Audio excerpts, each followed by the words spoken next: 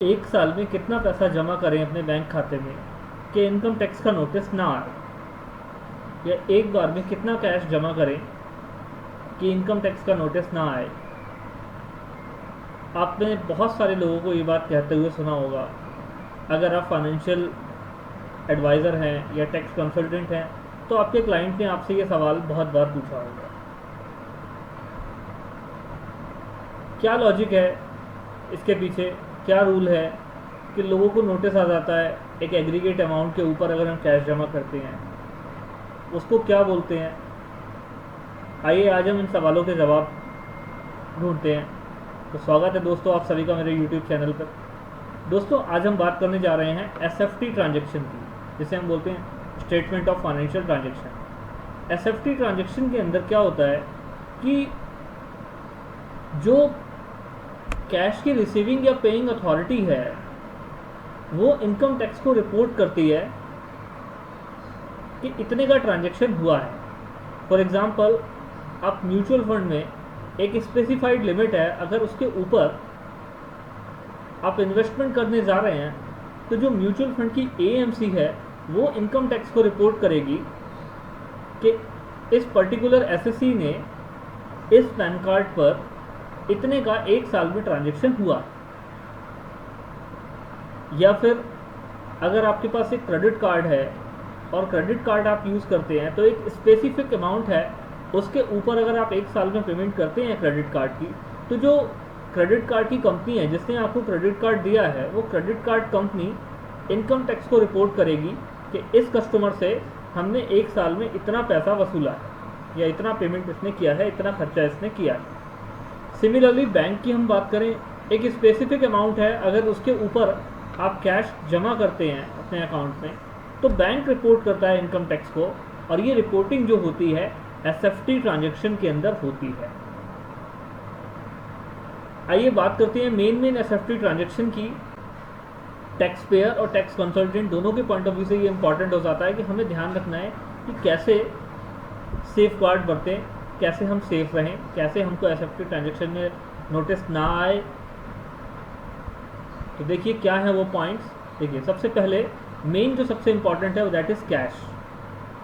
तो कैश के लिए क्या रूल है, payment made in cash for purchase of bank draft और पे ऑर्डर और banker cheque of an amount aggregating ₹10 lakh और more in a financial year. अगर 10 लाख रुपए से ज़्यादा का हो जाता है ये payment made in cash for purchase of bank draft, तब आपका एसएफटी ट्रांजैक्शन में नोटिस आ सकता है। दूसरा जो सबसे इंपॉर्टेंट है that is cash deposit in current account और cash deposit in saving account. इन दोनों को समझ लें।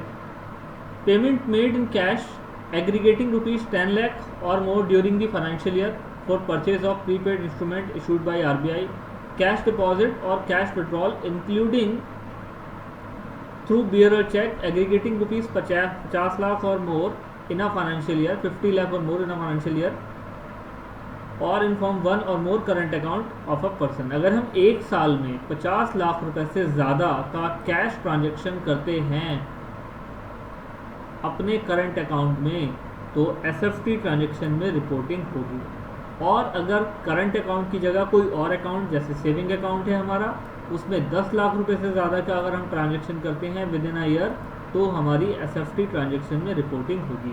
कौन करेगा ये रिपोर्टिंग? ये रिपोर्टिंग करेगी बैंकिंग कंपनी या कोऑपरेटिव सोसाइटी या आपका पोस्ट मास्टर जनरल, जहाँ भी आपका अकाउंट है। उसके बाद one or more time deposit other than a time deposit made through renewal or other time deposit of a person aggregating ₹10 lakh और more, payment made by any person of an amount aggregating to 1 lakh और more in cash,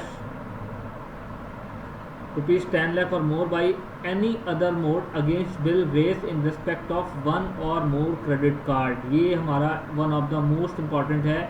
यहाँ भी अब notice अच्छे खासे आते हैं क्योंकि क्रेडिट कार्ड जिस तरह से हमारे जो है आ रहा है ट्रेंड में, तो क्रेडिट कार्ड पे एसएफटी ट्रांजैक्शन भी देखने के लिए मिल रही है। तो एसएफटी ट्रांजैक्शन के लिए क्या रूल है क्रेडिट कार्ड का, अगर 1 लाख रुपए से ज़्यादा की हम कैश डिपॉजिट कर रहे हैं क्रेडिट कार्ड के बिल की, या 10 लाख रुपए से ज़्यादा का अगर एक साल में हम क्रेडिट कार्ड यूज़ कर रहे हैं, तो क्रेडिट कार्ड के पेमेंट पर एसएफटी ट्रांजैक्शन की जो है रिपोर्टिंग होगी, ये आएगा।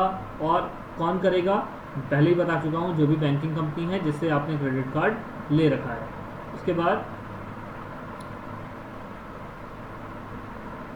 उसके बाद है हमारा receipt from any person of an amount aggregating rupees 10 lakh or more in a financial year by acquiring bond, debenture issued by the company or institution other than the amount received on a account of renewal of the bond of debenture।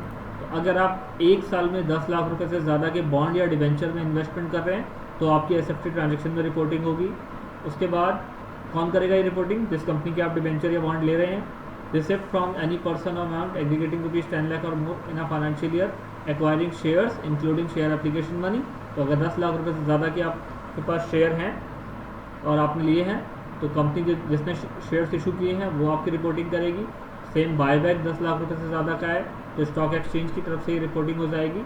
उसके बाद mutual fund receipt from any person of an amount aggregating rupees 10 lakh और more in a financial year of acquiring unit of one or more scheme of a mutual fund other than the amount receive on account of transfer from the scheme to.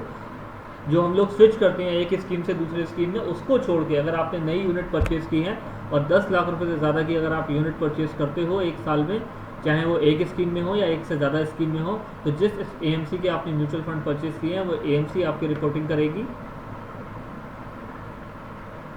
Receipt from any person for sale of foreign currency including any credit of such currency. तो foreign currency के लिए 10 लाख रुपए से ज़्यादा का है, इसकी favour में आपकी रिपोर्टिंग होगी। और परचेज और sale of any person of immovable property for amount of rupees 10 lakh और more by value by stamp अथवा valuation authority referred to in section 50C that rupees 30 lakh और मोर। तो यहाँ पर अगर 30 लाख रुपए से ज़्यादा की वैल्यू हो रही है तो यहाँ पर आपकी रिपोर्टिंग हो जाएगी। Receipt of cash payment exceeding rupees 2 lakh और 2 lakh for sale by any person of goods or services of any nature other than those specified in serial number 1। अगर आप 2 लाख रुपए से ज़्यादा की सेल कर रहे हैं और कैश रिसीव कर रहे हैं तब आपकी रिपोर्टिंग होगी 44 AB में, इनकम टैक्स में आप पढ़ते ही हैं।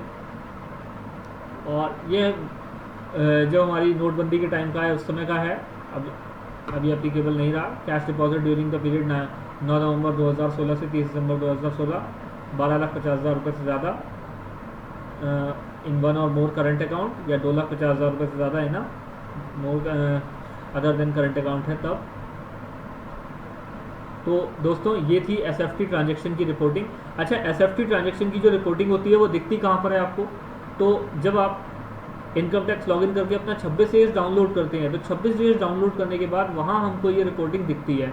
मैं आपको एक क्लाइंट का लॉगिन करके दिखाता हूँ, वहाँ आपको ये दिखाई देगा। ये देखिए, ये हमने इनकम टैक्स लॉगिन किया क्लाइंट का, यहाँ हम गए 26 AS में, 26 AS हमने डाउनलोड किया क्लाइंट का।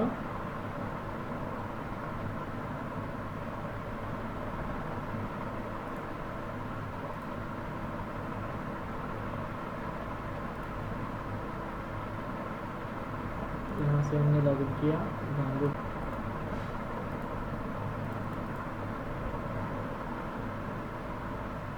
ये देखिए, ये हमने लॉगिन किया। यहाँ पर ये इनकी नॉर्मल इनकम और नीचे देखिए SFT transaction, payment of credit card axis bank, इतना अमाउंट क्रेडिट कार्ड का पेमेंट किया है, तो ये उसकी रिपोर्टिंग यहाँ पर हमारे को देखने के लिए मिल रही है।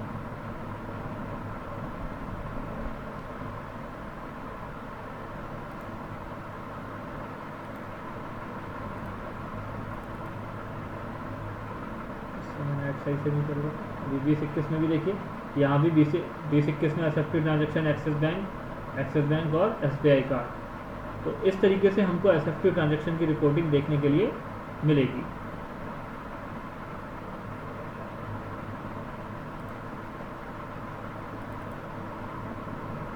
तो उम्मीद करता हूँ दोस्तों वीडियो आपको अच्छा लगा होगा, जानकारी आपको समझ में आई होगी।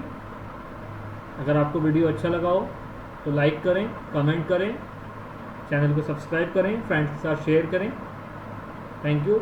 और अगर इनकम टैक्स, जीएसटी या किसी भी टैक्सेशन के लॉ से रिलेटेड कोई भी आपको इन्फॉर्मेशन चाहिए हो या इन्वेस्टमेंट से रिलेटेड कोई भी आपको इन्फॉर्मेशन चाहिए हो तो आप कमेंट करें, मैं आपको उस टॉपिक पे वीडियो दूंगा।